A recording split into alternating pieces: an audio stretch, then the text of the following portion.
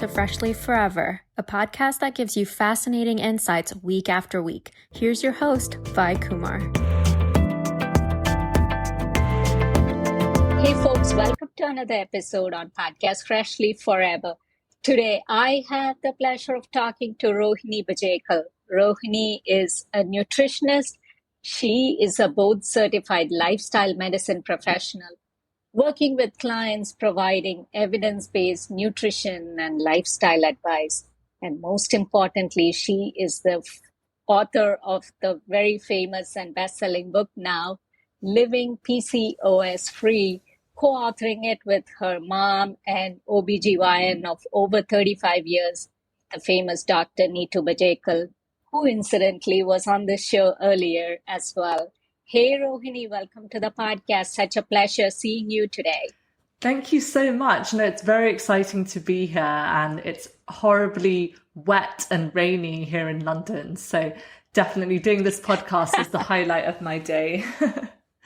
Oh, how nice, how nice. And being rainy and wet in London is no surprise at all, I guess. So I guess it's very much part of the norm, I would think. So your story, Rohini, and how you have learned to stabilize your health over the years. So I know from probably like a normal teenage life, involving sugary drinks and things like that, transitioning to an adult life with some alcohol and importance to coffee and whatnot, and to becoming an ethical vegan. Why don't we get started with you highlighting to the listeners about your journey and how you saw the emphasis on health and well-being? Sure. So yeah, really it began when I was a child. My parents are from India, from South India specifically, although they kind of grew up in different parts. And they moved to the UK when I was a baby and had my sister in the UK, and they really loved their careers as surgeons. So we bounced around the UK in different places. And when my sister was about 9 years old, we got a dog, and she started to make the connection between meat and, the fact that we were eating animals. And she sort of questioned why we were eating pigs, which were more intelligent than dogs, when we love our dog so much. And she kind of pointed out really that cognitive dissonance that so many adults don't really want to face. And when presented with that, my parents didn't really have an argument. So we decided to go vegetarian. My sister and I were not vegetarian. My mum was brought up vegetarian in India, but we loved our sausages and all the usual stuff. We lived in the north of England at this time. And then a few years later, she started to actually make the connection about dairy and meat, which many people don't realize. Obviously, vegetarianism is hugely popular for a variety of reasons in places like India, but often people don't realize just how interlinked they are. So she started to kind of question things and said, white equals red. And that really shocked my parents when she said that, because she was basically saying that the same milk, the cow that provides the milk is eventually going to end up in the slaughterhouse. And this is kind of big statements from an 11-year-old. And so I also... like an awakening moment. Exactly. Like an aha moment. Exactly. And my mum was quite worried, because she said, okay, I can deal with vegetarian, but what are you going to eat if you're vegan, where are you going to get your calcium? What about milk and all this? And we never grew up eating that much milk, but we loved yogurt and other things. And then those days, this was 20 years ago plus, you couldn't really get soya yogurt and things like that easily available. You couldn't get almond milk and cashew milk and pea milk and soya milk and all these amazing options that you now have. So we had to live a very different lifestyle. And so we lived in London at the time, and we were the only vegans in the village. We didn't know anyone else that was vegan, but we also didn't wear leather or wool. And, it was a very different upbringing as a teenager, but I'm very grateful for it, because it kind of taught me about self-discipline, justice, anti-oppression. It gave me a real kind of direction. And actually, my sister and I are both 5'8" and 5'9", so we haven't had any growth problems. Despite our teachers being a bit worried, my mum and dad were both amazing cooks and would cook everything from scratch. So we pretty much grew up eating a whole food, plant-based diet without obviously, thinking about it that way, because we ate loads of fruit. We loved our fruit. We ate loads of vegetables, more typical home cooked Indian food as well as other cuisines, because both my parents would experiment in the kitchen. My dad wasn't vegan. He would eat plant-based at home, but my mum, my sister and I were. And when I went off to Oxford University, I was hopeful that I would meet other people who were interested in ethical, veganism, but that didn't happen. And I really struggled there emotionally. I was often teased or made fun of for being vegan, and I felt very socially isolated. And it was by the end of my time at university, I started to eat dairy and things outside of the house, even though I knew how unethical it was.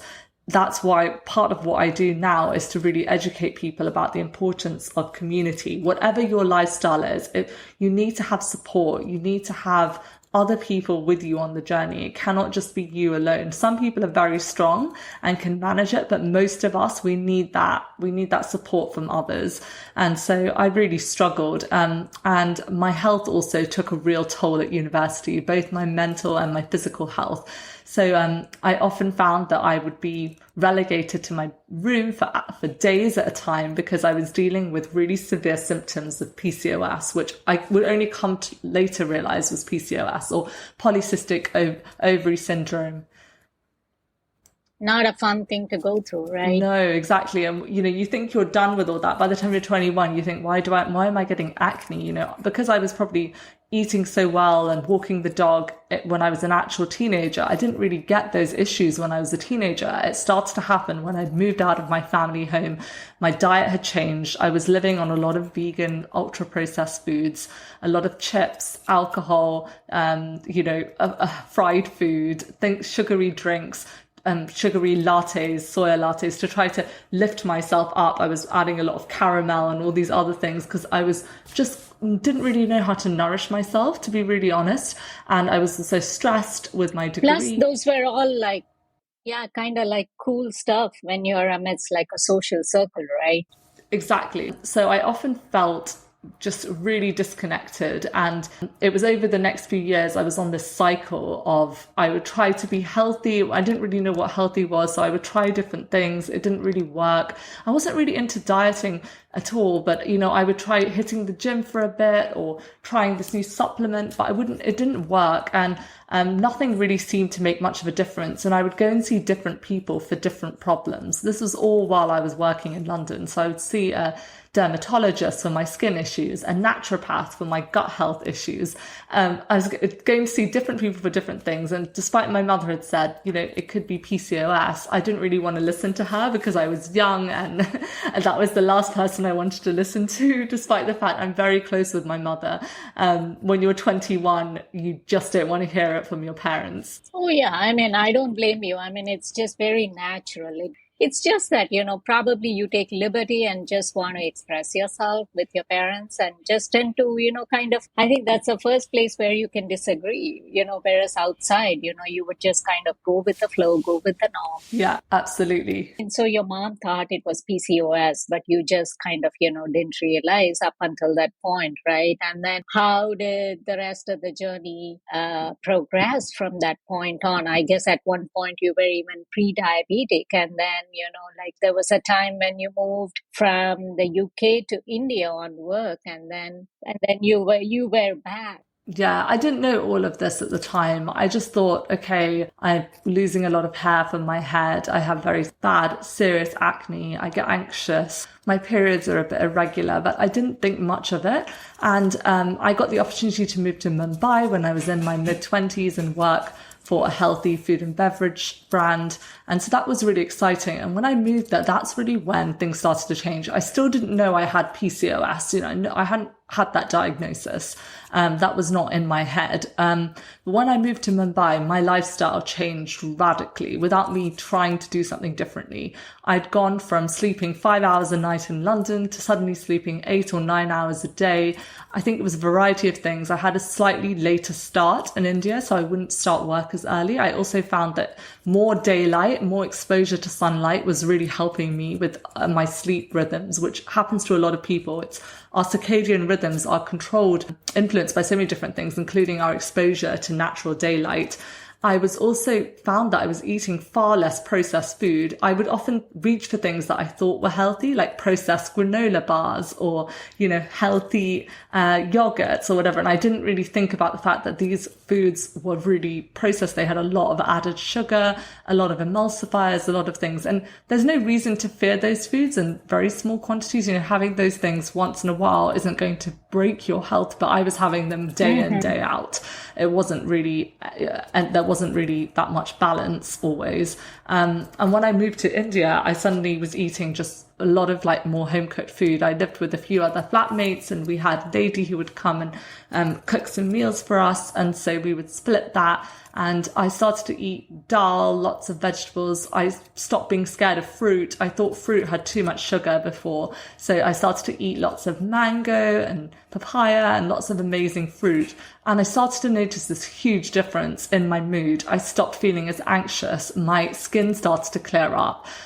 Some of the excess weight I'd put on was just shed naturally. And I wasn't even thinking about that. Yeah, everything started to just fit into place. I had more energy, so I found that I was able to go on walks or to exercise with my friends or my new boyfriend, who's now my husband. I met him out there. So, it changed my whole life. And I started to think, what have I done differently?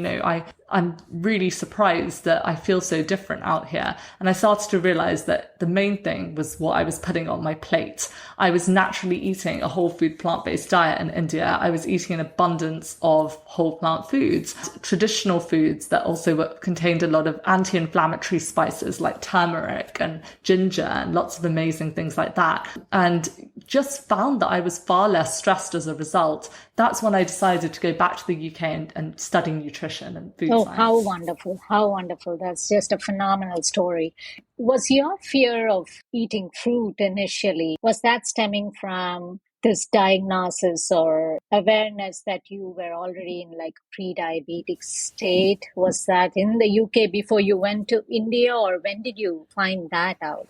I found that out when I was doing my nutrition degree, and that came as a huge shock because I was, on the outside, I looked like, to be honest, the picture of health. I was lean, I was healthy, I was feeling really happy. But I had started to include eggs and oily fish when I had gone back to the UK doing my nutrition degree, because I was told in my course that if you don't eat eggs and fish, you're an anemic vegan or vegetarian, you're going to suffer. So I really got really stressed about it, and I started to eat eggs and fish, and I didn't feel good about it. But, I thought that was the healthiest thing, and I was worried. I'd had health issues before. And actually, when I did my sugar levels, we were doing a course assignment, and when I took my blood sugar, they were just off the scale, fully pre-diabetic. And I thought there was a mistake with the machine. So I went and asked my doctor to repeat the test.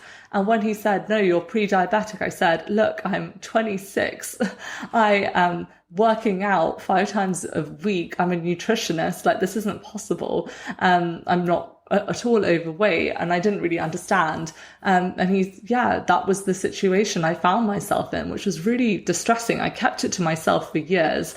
And at the same time, my father, who'd had type 2 diabetes and metabolic syndrome and had, put on a lot of weight over the years, was able to actually put his diabetes in remission using a whole food plant-based diet. And so I was really inspired by that. He'd watched a documentary called Forks Over Knives, and he'd tried so many diets over the years, like so many people who do diet and end up weight cycling, which is when you lose weight, you end up putting even more back on once you go back to your original way of eating. And it's quite dangerous and not good for you at all, especially for your mental health as well.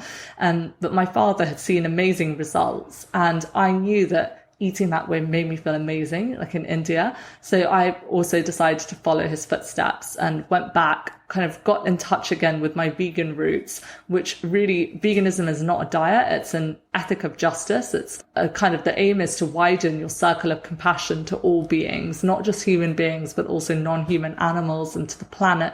I think it's really all encompassing. So that gave me this incredible sense of peace and contentment, and also purpose with what I wanted to do in my nutrition degree, because I was kind of thinking afterwards, what am I going to do with this? So I was able to set up my practice this as a, full-time working in plant-based nutrition, about 60% of my clients are not plant-based, but many of them, want to learn about this. They want to transition, but they want to do it in a healthy way. And they also have a lot of myths in their head, such as that fruit is too full of sugar, being one. I think that we pick up these things from magazines, from friends, family members, diet culture.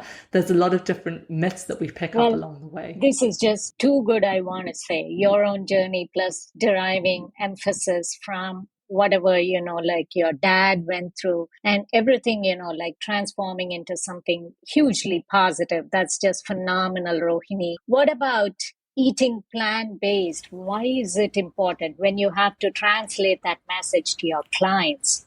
Because you clearly mentioned there that 60% of those folks that come to you, they don't have kind of an inkling of how significant is it. So what would you say? And I've often heard people say, hey, you know what? When it comes to cooking meat, when it comes to cooking non-vegetarian foods, it just seems like so easy. It's just quick and easy. Whereas with vegetarian, I've had even my own friend circle say, hey, I just find it more cumbersome. So how do you address that? How are you able to just impart this message of why veganism is important from the benefit side of it? Than, thrusting, say, my view or your view into someone else? Great question. So there's a lot there to unpack, and there's a big difference between obviously veganism and talking about plant-based diets for health. And so when it comes to plant-based diets, we know that plant-based diets is one of the healthiest choices you can make. There's absolutely nothing lacking in a plant-based diet. You of course need to supplement with vitamin B12,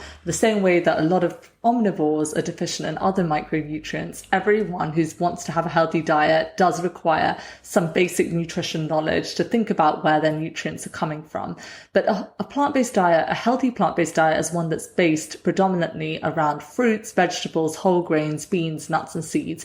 Now, it can be exclusively plant-based or predominantly. So it could be 85, 90%, and that would still be considered plant-based. But really, for me, when it comes to animals and comes to the planet, there's a no-brainer that we want to be as close to fully plant-based as possible. And that really depends on a variety of things. But we know it can significantly reduce our risk of the most common chronic diseases. I've already been mentioning type 2 diabetes a lot in this conversation, which hugely affects people, particularly people from certain ethnic groups. So we know that South Asians in the UK, for example, are 6 times more likely to get type 2 diabetes than white British people. So it's especially important to get this message out loud and clear. It reduces the risk of hypertension, heart disease, which is the number one killer of men and women around the world, certain cancers, and a variety of other health issues. So if you want to lead a long and healthy life, a life where we're not hopefully super dependent on others, where we actually have quality of life, then a plant-based diet is definitely a tool that you want in your arsenal. And remember that only plants have fiber, and only about 1 in 10 adults here in the UK, it's probably similar depending on wherever your listeners are, only 1 in 10 adults gets their fiber recommendation a day. So it's super important. We talk a lot about gut health and things like that. That's why we need fiber. And plants don't just contain fiber, they contain vitamins, minerals, a plethora of plant nutrients that have a wide-ranging roles. So they are absolutely fantastic when it comes to that. When it comes to, does it take longer to be plant-based or is it more expensive? Well, the studies consistently show that it's more affordable in many cases to be plant-based. Unfortunately, in certain Western countries like the UK and USA, meat and dairy is subsidized, so the price is artificially lower than it should be. But we know that some of the most affordable foods in the world are naturally plant-based, whether it's oats or rice or lentils, all of these sorts of things, pulses, these are some of the cheapest forms of plant protein on the planet. But there's a few things that you can do to speed up this. So getting a pressure cooker or an instant pot, you can make a simple dal in 15 minutes. That doesn't take much time, and it's as cheap as pennies or rupees, depending on where you are. So I would advise people to get a few tools in their kitchen to speed up the process. But often it's just education. And that's why my mother and I do a lot of community cookery classes. We're teaching people in the community how to prepare plant-based foods, because a lot of people just sometimes don't know where to start. Although I will say with the South Asian diet, we're incredibly lucky because so many dishes are naturally based around plants. It's not like we have to reinvent the wheel. We can really just eat our cultural foods and thrive eating those. But if there's something that you like, that's like, say you like lamb chops or beef bolognese, instead of that you can have lentil bolognese, or there's so many different options for things. Instead of a creamy cheesy macaroni cheese, I make a delicious one with butternut squash and cashews. And it's really creamy. It's full of iron and other micronutrients. And I've tested it on children in my wider family who love it. So I know that it's kid approved. And I would say to someone, there's nothing that you cannot make plant-based, just nothing at all. And to that point about, hey, is it expensive or what is it? Get yourself out and about and grow your own vegetables and fruits, right? I know for a fact that your mom does it. She does it extensively, having a very busy life as medical practitioner, and you probably do it. I try to do my own, so I guess. Oh, I don't do that. I don't do it, but I'm rubbish with gardening. But what I say to people is, don't let perfection be the enemy of progress. Just because you can't grow your own fruits and vegetables doesn't mean you can't start somewhere. Why not grow some herbs, like some mint on your windowsill? Mint is pretty difficult to kill, and I'm very good at killing plants. Better at eating them than growing them, I have to say. So I always say to people, just start somewhere. If you can't go fully plant-based, start with making some simple changes. Can you switch your cow's milk in your chai or your porridge or your oats to soya milk? That's a really simple swap, that's a like for like swap, for example. And you already started mentioning about some meal ideas right there when you said, substitutes for like a beef bolognese, like a lentil bolognese and stuff. So how then can people make plant-based cooking more interesting? For starters, how can they make it very easy? In the process, also making sure that they consume enough protein, because there's always this misconception that plant-based food is not as protein-rich as perhaps an animal-based diet, right? So what do you say to that, Rohini? And what would you say in terms of substitutions there for protein requirements? I would say start by making simple swaps. So as I mentioned, start with things you already like and finding substitutes. Don't just cut out meat and dairy, but find protein, iron, zinc, and calcium-rich plant foods to swap in instead. So in taking out the paneer, swap it for tofu. Or if you're getting rid of chicken, maybe add in beans into your burrito or your other dish. So always trying to make simple swaps. If you're going to get rid of cow's milk yogurt, and then swap it in for soya milk yogurt, and always try and make those simple swaps. That's the easiest way to start. And that is a really good first step. The second is to make dishes that you already enjoy. If you really love pizza, try and make a plant-based pizza. Don't expect it to taste exactly the same, of course, but there are some amazing recipes online, and just try veganizing your favorite dishes as one of my simple tips. And again, a lot of foods from other cultures, whether it's Ethiopian, Mexican, Indian, are naturally plant-based. So if you feel that you're a bit stuck with the food that you usually have, try looking to other cultures for inspiration.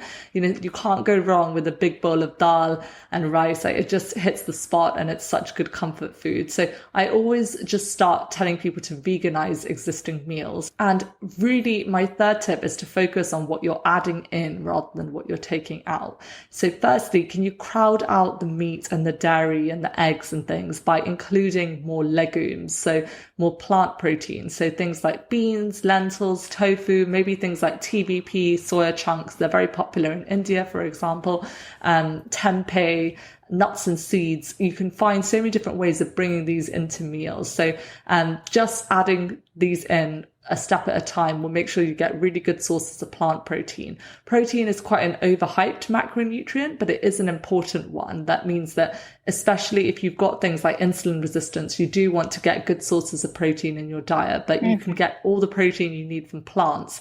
We know that just substituting 3% of the protein, animal protein in your diet with plant protein can significantly reduce mortality risk. So it doesn't need to be all or nothing, but making these swaps can hugely help and make it really enjoyable. But yeah, get into the kitchen, because there is nothing better than cooking your own food, tasting it, experimenting with your own hands. And trust me, as a food scientist, I find it very surprising that people say it's more difficult to cook plant-based foods, because I find it very joyful. You don't need to use separate chopping boards. You don't have to worry quite as much about food poisoning. Obviously, you still need to practice food hygiene and food safety, but you're far less likely to get something like salmonella or E. coli or campylobacter or any of these awful foodborne viruses and bacteria and pathogens that grow in animal foods. So yeah, you can't go wrong with adding some of these plant-based options in. That's very well said. There's not much of worry as far as cross-contamination and things like that when it comes to cooking plant-based, right? And you really touched upon the legume consumption there. How about the role of legumes in preventing chronic ailments? And I guess it's all about making food interesting when it comes to how you cook your food, right? So seasoning legumes in a variety of ways, I think that can just make it for an added flavor profile, right? When it comes to, like people that are just getting used to introducing plant-based foods into their diet. Totally. So here in the UK, we don't actually have many legumes in the traditional diet. It's just baked beans, which lots of people know about in the UK. We have them for breakfast. That's about it in the UK. But in India, wow, you've got such a mix. So whether it's things like dal or khichdi or even besan chila, like there's so many different things that you can make using bean-based products. And really the trick is seasoning. Yeah, and inherently and scientifically, it seems like, a lot of the South Asian diets have so much in them, right? Just seems like, if you just stick to the traditional methods, right there, it seems like, you can just take care of your health. Absolutely. And legumes are fantastic for the planet. They are, nitrogen fixing. So they're really important for the soil health. They reduce the risk of things like common chronic diseases like type 2 diabetes, cardiovascular disease, and they are complex carbohydrates. So they provide really good slow release energy with a lower glycemic index. They're also rich in fiber. A cup of lentils has about 18 grams of fiber. A cup of chickpeas has about 16 grams of fiber. A cup of chicken has exactly 0 grams of fiber. So just remember that, go for fiber rich foods, and you can experiment in a variety of ways. If you get bored of your typical, dal and so on, then you can try hummus. Hummus is an amazing, chickpea paste dish. I use other beans in there as well. Sometimes I use cannellini beans and I make other bean spreads. I add in beans into my smoothies. I use cannellini beans sometimes in smoothies. When I make soups, I add in cans of mixed beans. You don't have to cook all your beans and things from scratch. Obviously, you slightly lower the sodium content if you do cook beans from scratch, and if you've got a pressure cooker and so on, and it's also a bit cheaper. But I always say to people, progress, not perfection. So if it means that you're going to cook them more quickly, if you can buy canned beans or beans in a jar, then do that, because it's better than going for a chicken takeaway or something like that you're going to have instead. But beans are just an amazing food. And sure, some people say to me, I get really bloated, Rohini. I can't handle beans and lentils.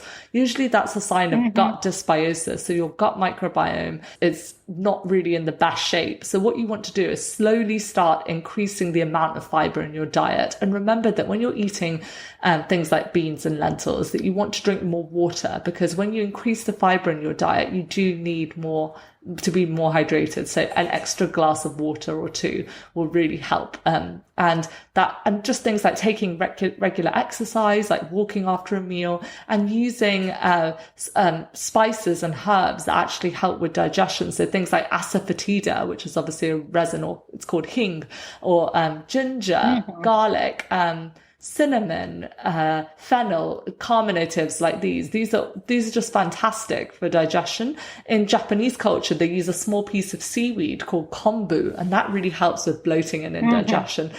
Bloating and indigestion flatulence, burping, all of these things are so common now. People really do have a lot of acid reflux, and that's not normal. It's not normal to eat a meal and be in pain or be uncomfortable, or maybe scaring away all your friends and family because you can't stop farting or whatever. It's a normal human function, but you want to be, you just be in tune with your body. That's not a good sign. So if that's the case and you're someone that finds that when you do eat lentils that you're very gassy, then you need to pay attention to that if you want to keep your friends as well. That is well said. What about the aquafaba and the need to soak legumes, if you were to cook from scratch? And aquafaba is the liquid that remains after you cook the beans, right? So would you rinse your canned beans, or how would you go about that? Yeah, aquafaba can actually be used in a variety of food preparations. I whipped it up the other day to make an amazing cake, and you can use it to make vegan meringue and all this other stuff. I had it in a, so many different preparations. But yes, I do get rid of the aquafaba usually. I rinse it really thoroughly. And even when you're cooking lentils or beans from scratch, you can skim away the stuff that comes to the surface if you've got the time and the patience. But really cooking things until they're really soft and combining them with spices and herbs and slowly increasing quantity, starting with smaller lentils first if you're struggling. That can really help you. And getting enough exercise and yoga has been shown to be particularly helpful. So moving your body and getting that mind-body connection can really help with gut health issues, which women with PCOS are more at risk of as well. So definitely be aware of that. Mm-hmm. And so the soaking the legumes are important, right? And aquafaba can also serve as a replacement for eggs. If I heard you right there, mentioning, you were able to use it in your baking. Yes, exactly. So aquafaba can be used for baking. You can also use other egg replacements. So I sometimes mix 1 tablespoon of ground flaxseed with 4 tablespoons of water. That creates a nice flax egg. It depends on how much you're using. Things that you can use chia seeds as well. And then other things to add body in vegan baking. So things like mashed banana, pumpkin puree, applesauce. And these are also contain some fiber and are far better for you than typical eggs with all the saturated fat and other issues. Mm-hmm. Mm-hmm. And what about the myth that eggs are necessary for someone to feel really well and healthy? Because a lot of, again, my friends and even in family or anywhere else, I've just heard a lot of people say, hey, an egg is a wholesome thing, like say you're recovering from an illness or whatever, you don't really feel like, you are gaining weight or whatever that may be, just have, like eggs every single day. So what do you think, you as a vegan would do in lieu of eggs? Or is that even like a valid assessment that eggs are necessary for someone to, just take care of themselves? Yeah, that's a really great question. So, it really depends on the context here. If you're a child in an impoverished state and you're not getting enough nutrients or calories, then sure, eggs might be a helpful addition to the diet. But for the vast majority of us, we are not in that position. Thankfully, we are lucky to be born who we are, where we are, that we can be getting all the nutrients that we need from whole plant foods. Whereas with eggs, they also come with potent sources of dietary cholesterol, saturated fat, and there's a wide number of studies which do suggest that they also may increase the risk of type 2 diabetes in people who are susceptible. So I think it was a study showing eating 5 or more eggs a week, but it really depends on a variety of other factors. But yeah, there's nothing inherent in eggs that you cannot get from plant foods. So there's genuinely no reason to. And remember, again, eggs have no fiber, and billions of chickens are slaughtered every year for basically needless food. So that's what I would say to people, is that if you really enjoy eggs, please go for a tofu scramble instead. Tofu actually contains more iron, doesn't have any cholesterol, is super low in saturated fat. It contains more micronutrients as well, like manganese and other things like that. And if you get calcium set tofu, it's also a great source of calcium. So really there's no reason to be choosing eggs if you live in a place where you've got things like tofu that's accessible, or beans and lentils as well. But I do love a tofu scramble, and I add in lots of vegetables. We have a great recipe for that in our book. We add in loads of vegetables and herbs like basil and things like that. So I hope that answers your question. I think there's a lot of myths out there, but protein is found in a variety of foods, including a variety of plant foods. Very few foods are totally deficient in protein. Obviously, you want to go for good sources. But as I mentioned, legumes and especially tofu is just such a fantastic source of that. There's really no need to be putting eggs on your plate. And chickpeas and red kidney beans, perhaps, would suffice in lieu of chicken, right? So I guess right there we have choices and good choices to make, and we can get the fiber as well. Back in a moment with our guest on Fresh Leaf Forever.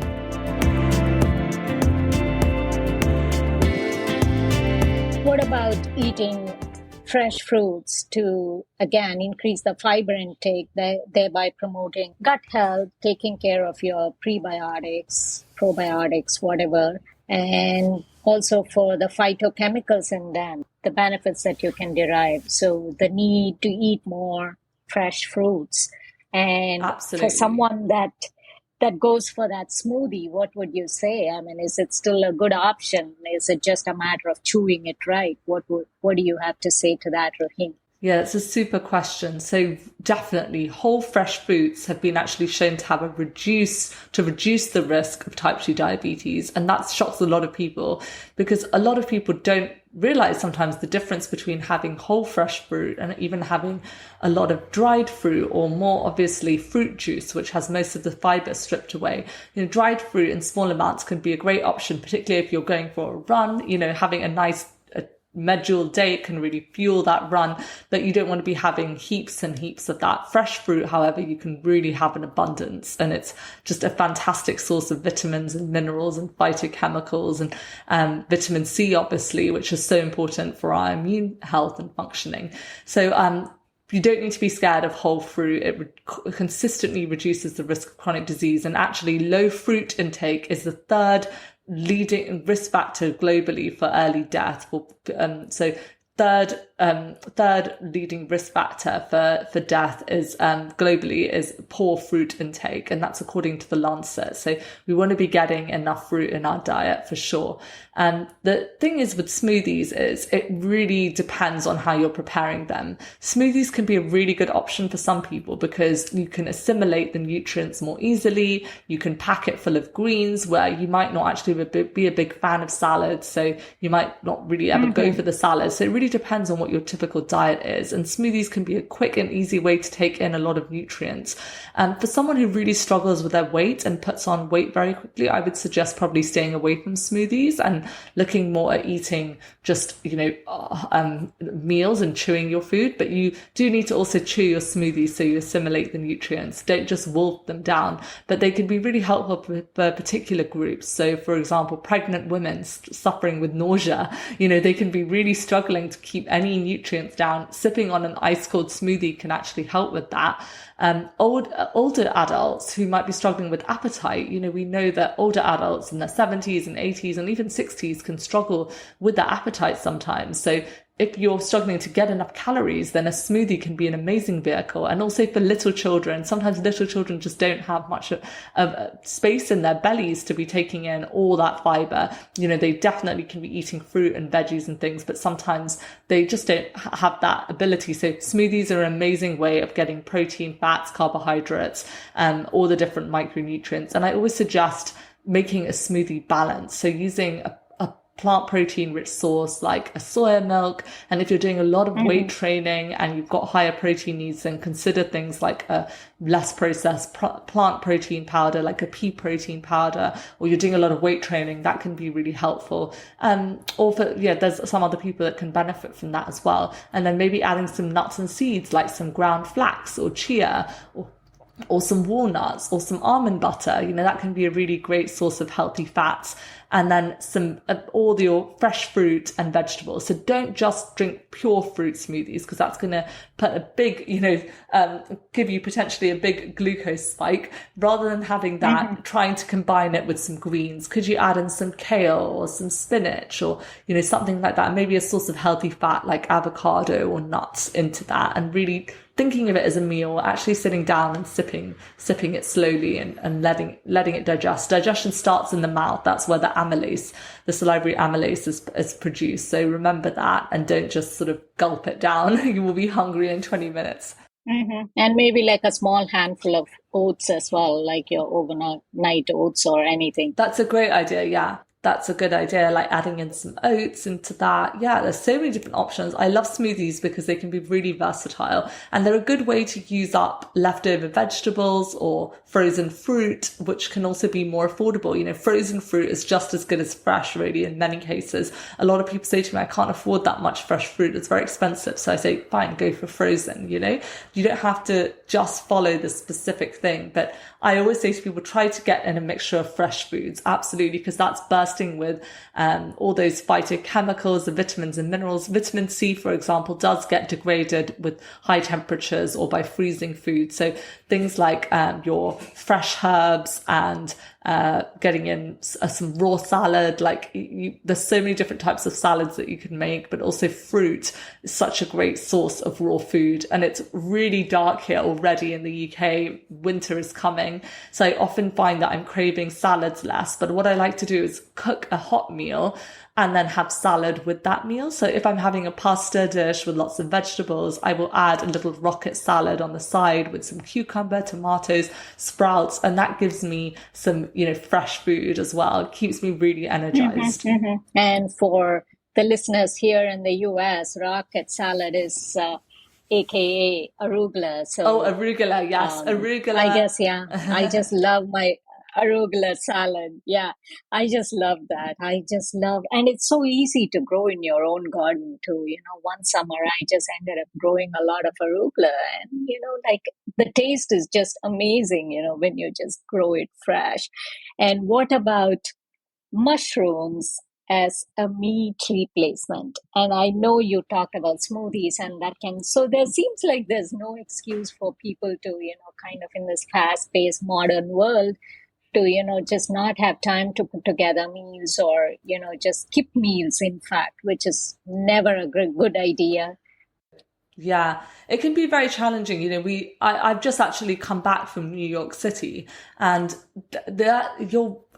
we are under so many demands in our modern lives that our lives have changed dramatically in the last 100 years, to the point where they're almost unrecognizable. And we're really subject to this sort of capitalist grind culture, which is constantly working, constantly never switched off. And so, yes, I'm a nutritionist, but I'm also a lifestyle medicine professional, because I believe that whilst nutrition is the cornerstone of health, we have to look at the other pillars of our health. If you're spending 4 hours a day meal prepping instead of spending time with your friends, laughing, playing with your pet or your children, that is not a healthy approach. So you've got to find balance. And for some people, cooking is not a priority for them. So I always say to them, you can be a healthy plant-based eater without having to spend hours in the kitchen. You can really batch cook a load of potatoes, have greens, have things like hummus and fruit, and you don't need to be spending hours cooking. I love cooking personally, so obviously I really enjoy it.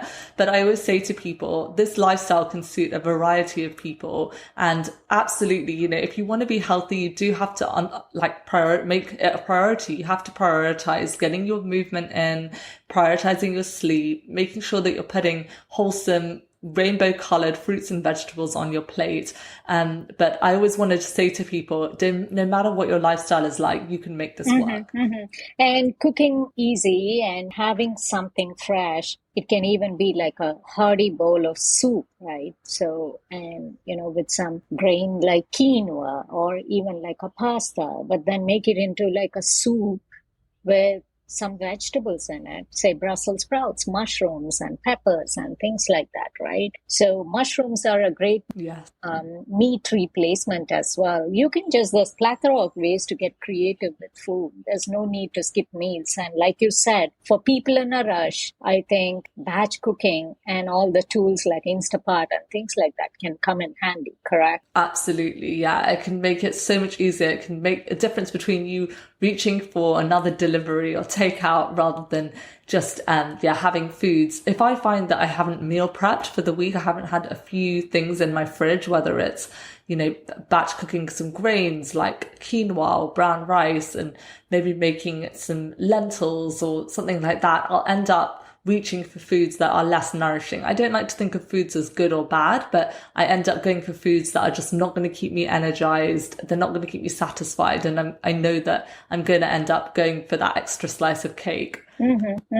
What about unsalted nuts as a snack? Salted nuts, you see them everywhere in the grocery shelves, or like the bag of chips. So what are your go-to snack ideas? Yeah, nuts are an amazing food. Nuts can actually help. A moderate amount of nuts can actually help with weight management and even weight loss in people who are trying to manage their weight. We know that, 70% of the US population is either living with excess weight or obesity. So it's a huge problem for many people. And so nut consumption is also very low and we need to be eating more nuts, but try to go for raw nuts, especially the nuts that are rich in omega-3s. So things like your walnuts are an amazing brain healthy, heart healthy food that are rich in omega-3s, in specific the alpha-linoleic acid, which is abundant in things like walnuts and flaxseed and chia seeds. So I love all nuts and they all have different benefits. Like almonds are a decent source of calcium, for example,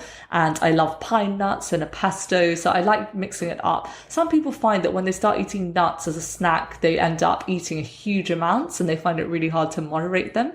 So if you're going to have nuts, I would suggest having fresh fruit and with a few nuts on the side. That actually lowers the glycemic index as well of the overall snack if you've got insulin resistance. But nuts are a great snack. If you find, that you end up going through a whole bag, then maybe use your nuts in your meal. So put some walnuts on your oats in the morning or add in some seeds, like some seeds into your salad. So that's just a really good way of balancing out. I do love nuts as a snack. I make my own energy balls using things like dates and nuts and seeds, and then I might add some cinnamon or other things like that in it. But generally, to manage insulin resistance, I try to stick to 3 meals a day rather than having loads and loads of snacks. I will snack occasionally, particularly if I've been really active or I'm just craving something. But for snacks, I suggest that people reach for fresh fruit and vegetables more than anything else. Maybe a small bowl of soup or some leftovers. We often think snacks need to come out of a package and have a shiny label on it, but that's not the case. And quite often I see that a lot of people are snacking because they're not really having wholesome meals. And when I ask them why they're snacking at 11 a.m, I say, what did you have for breakfast? They said, I had a bowl of cereal and milk. And I say, okay, well, that's not a great meal because it's not really got a good source of plant protein or complex carbs. How about having a bowl of oats with flax and walnuts and maybe some fresh blueberries and some cinnamon? That's going to keep you energized and going for longer. And they often find it does. It depends. And everyone has different needs. Like some people have bigger appetite. Some people are more active. So I always tailor my advice to the individual. When I work with my clients one-to-one, it's very individualized. I don't just give out advice that's for everyone, but this is a generally good principles to live by.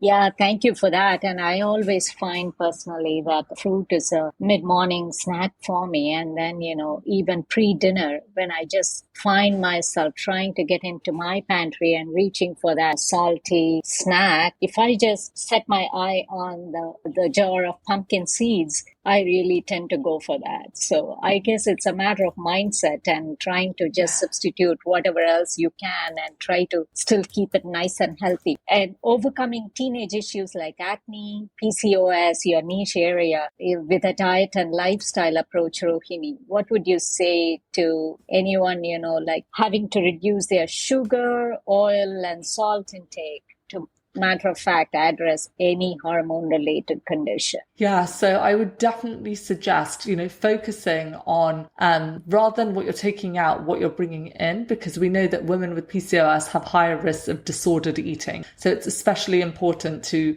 just be mindful of that. But things that you can do include things like including more herbs and spices, lemon and lime, vinegars, rather than lots of salt, oil and sugar. And with sugar, it's a case of really looking at whole food sources. Can you use mashed banana or dates in your baking and things instead? Or can you go for fresh fruit that satisfies your sweet tooth? Cinnamon can really help with sugar cravings. I love having sweeter teas like licorice tea that can really help with curbing sugar cravings. But I don't completely, I never say something's completely off limits. Like if there's a delicious vegan donut and I really want to have it, I will enjoy every bite without guilt or shame. But it's just being mindful.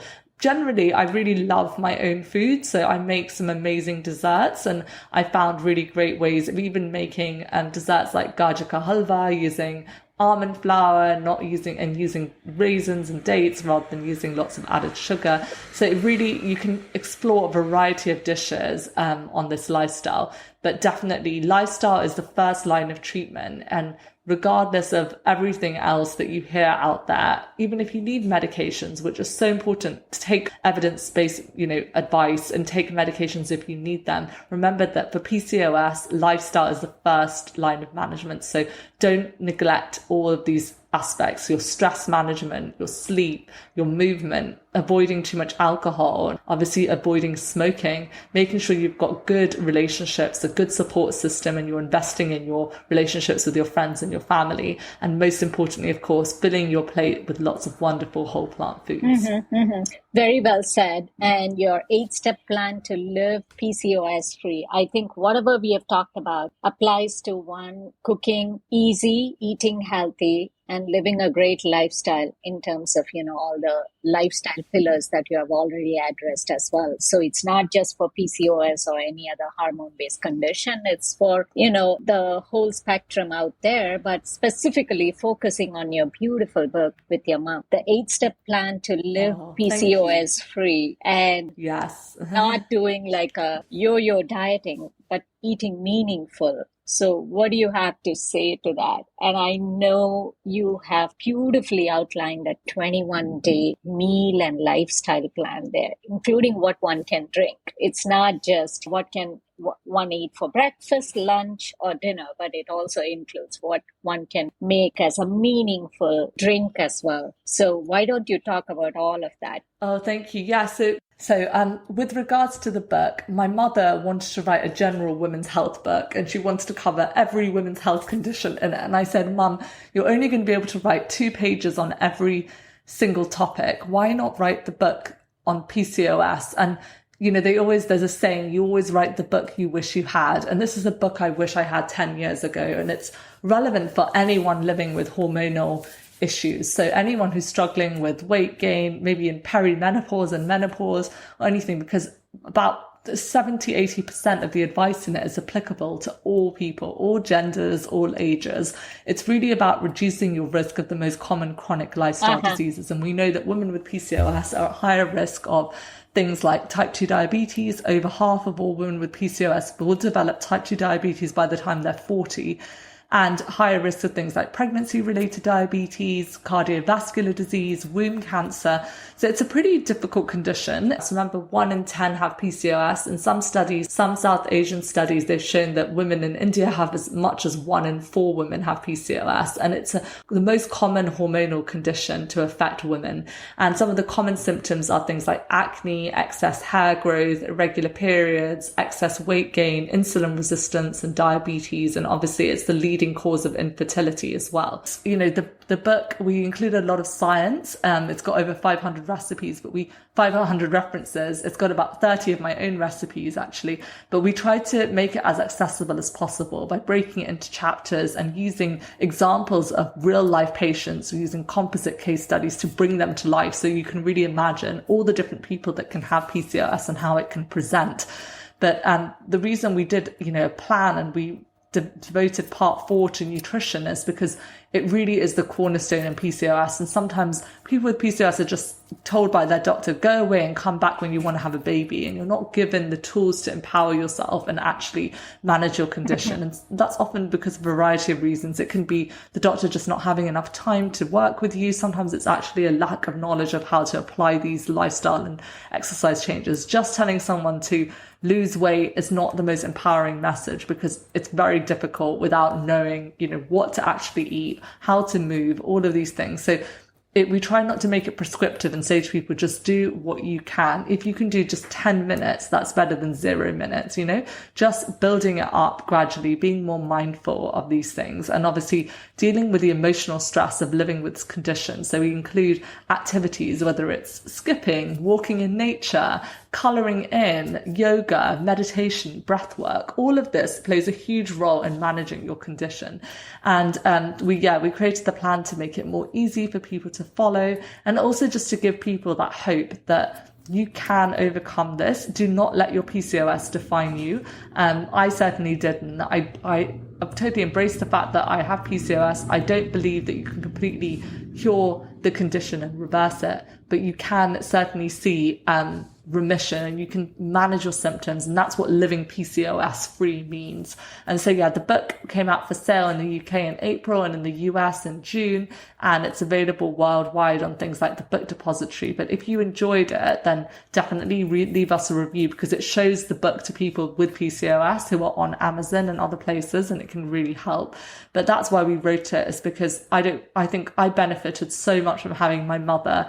My mother helped me so much with, once I got my official diagnosis in the pandemic, my mum helped me to apply everything I knew, support me, give me the support of having that gynecology and lifestyle medicine background. And I wanted to share her knowledge with everyone else, and also share what I've learned, because no one should have to struggle for years not having answers. And for many women, that's the case. The dots never get joined because it's such a complex diagnosis. Beautiful. And just some quick references for people. So what about, again, emphasizing on the sources of iron and calcium in a plant-based diet. And if you can give us or walk us through like a quick 3-day meal idea, breakfast, lunch, dinner, I think that'll be great for even college students or folks that are hard pressed for time. Oh, totally. Yeah. Okay, so great sources of iron. Great sources of iron include things like dark leafy greens, whole grains like quinoa and oats, tofu and tempeh, beans of all kinds, particularly things like red kidney beans, and then blackstrap molasses as a great addition as well. Lentils. Dried fruit, particularly things like apricots. Lentils are an amazing source of iron. Dried apricots, cashew nuts. Having a mixture of whole plant foods will definitely help. And with iron, the key thing is a few things. You don't want to be drinking large amounts of red wine or tea or coffee with iron-rich meals. So avoiding your chai with your chapati is a good rule to remember. And if you're having too much, if you want to avoid that, and a good way to enhance iron in meals is to pair it with vitamin C rich foods. So pairing it with oranges and things like that. So a good source of vitamin C are, for example, red bell peppers. So combining iron-rich foods like maybe broccoli and greens in a stir fry with red bell peppers is a great option, or putting fresh berries, which are rich in vitamin C, on your iron-rich oats. These are just simple tips that make a huge difference. And for calcium, you ideally want to go for fortified plant milk, so soya milk, which is fortified with calcium, or calcium set tofu. That's going to give you really good amounts of calcium. And there are also naturally occurring sources, so citrus fruits like oranges, things like dark leafy greens, particularly low oxalate greens like your kale is a great source. Rocket leaves are a good source of calcium. And you also get calcium from other legumes and beans, white beans like cannellini beans, and also grains, and also nuts and seeds like almonds I already mentioned before. And there are some other nutrients to pay attention to, like selenium, which is important for immune functioning. That's a great source of Brazil nuts. So just having 1 or 2 Brazil nuts a day will give you what you need. And then zinc rich foods as well. Iodine as well can be found in some sea vegetables, but in the UK we don't iodize our salt. In the US I know that you do it.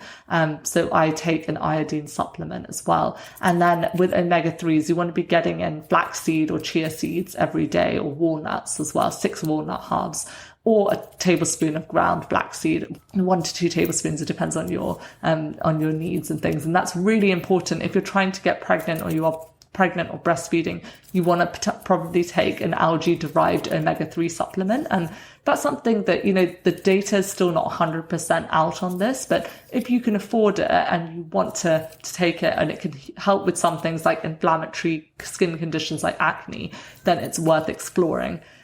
When it comes to a menu, I think my number one breakfast tip is to have a bowl of oatmeal. Mm-hmm. I'm saying oatmeal because I know that's what you call it in the US. Yeah, porridge. But it's so versatile. Yeah, porridge. It's like cheap and plentiful. You can put some plant milk, like soy milk in there, berries like blueberries, cinnamon, which again helps with blood glucose control. You can top it with all kinds of delicious things, whether it's goji berries or flax, or chopped date or banana, kiwi, so many different options. So that's my number one porridge, and you could tip, and you can make it as cheap as you want. If you're a student, you can just have regular oats with banana. It doesn't have to be fancy, but it's going to give you slow release energy. And then for lunch, I love things like baked potatoes, with a salad and homemade hummus. I make my own hummus. I use tahini instead of using loads of oil. A lot of the shop bought ones are not as nutritious. And things like curry. I love a warming curry. I try to eat more of my energy intake earlier in the day, so front loading your calories. So having a bigger lunch and dinner, and then the evening meal is a bit lighter and smaller. But again, this varies day to day. I have a very active life here in London, so I sometimes socialize, I go out for dinner with my friends. So remember, all of this stuff has to fit into a healthy mindset. If you don't have a good relationship with food, the rest of this stuff is just not important. You need to first work on your relationship with yourself and having a good relationship with food. If you're fearing food and you're frightened, that's going to be detrimental to your health.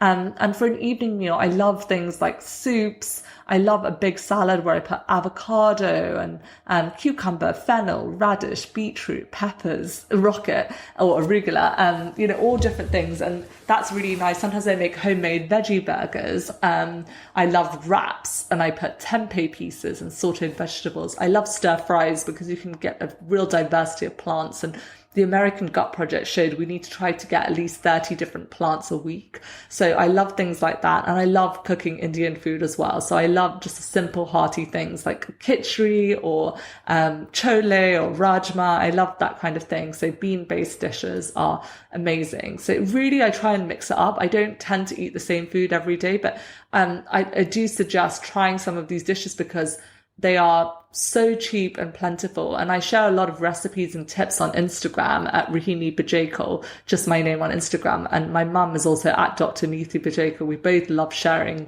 what we're cooking and what we're eating on there, and just inspiring others, because I think once we see how much there is to enjoy and explore with plant-based food, honestly, there's no going back. That's just fascinating. I will also mention, so I do love having things like a warming drink. So I love having red bush tea or rooibos tea with a splash of oat milk, or you can have different things like coffee, matcha, whatever you're having.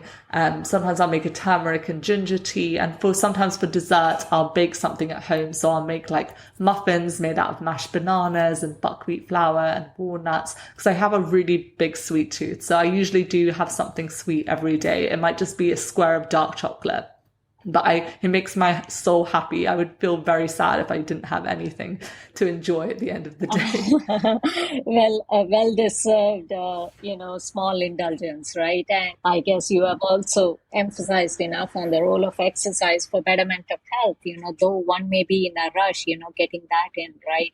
Like every small movement counts, right? Just make it 5 minutes, 10 minutes, whatever that is possible. For sure. That can really Okay, help. and some fun stuff. Your vegan wedding, that was just something hugely an inspiration for anyone thinking, hey, how do I make a big event like my wedding, vegan? So why don't you just share with listeners your experience on planning a bigger scale event like that, Rohini? Yeah, that was so much fun. I love planning things and bringing joy to other people. And I had a vision for a beautiful day that I just wanted it to be so wonderful and no one would even think, oh, it's vegan. And so many of our guests didn't even realize that it was the food was vegan because they'd never tried vegan food like in that way before, and they thought it was so delicious. And actually several of my guests went vegan afterwards. One of my best friends, her entire family went vegan after coming to my wedding. They were so enamored with how delicious the food was. Nice. And many people also said to me afterwards that that wedding inspired them to try to eat more plant-based foods, which was just literally the best thing I ever heard. But we planned an amazing menu with an Indian catering company. We had such delicious food. We had typical Indian desserts like laddus and different things like payasam or kheer, but using plant-based options. We had raita made out of coconut yogurt and pomegranate and cumin, all these amazing things. So we showed people you don't have to have there's nothing missing. And I had 3 wedding cakes, all different flavors, elderflower and lemon and raspberry and vanilla and all these different things, all totally vegan. I even had gluten-free options for some of my gluten-free guests that were gluten-free and vegan. And there was everything from the super indulgent to things that were more wholesome. And people just really, really enjoyed the food, the canapes, the food. I think I spend about 10 times more time planning the food than thinking about my outfit. But that just sums me up. I am all about the food. Well, I don't blame you. Sounds a lot like how I cook and eat as well, because we all do it for different reasons. And I guess it's a good thing that we realize at different junctures the need for, eating and nourishing ourselves right.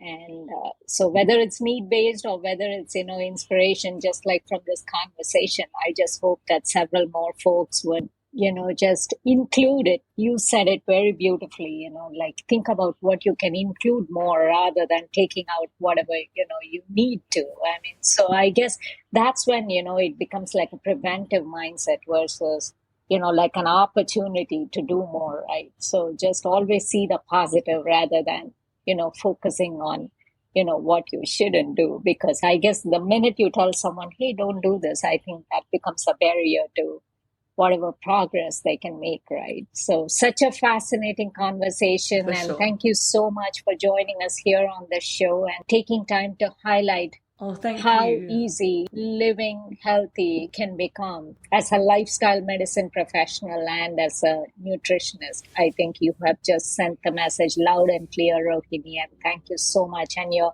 Instagram handle at Rohini Bajekal and your website, I'll be sure to include all of that in the show notes. And with your permission, if I can just put out there on the show notes, like the 3-day meal plan that we talked about from your 21-day stuff from your book, I'll be happy to include that as well.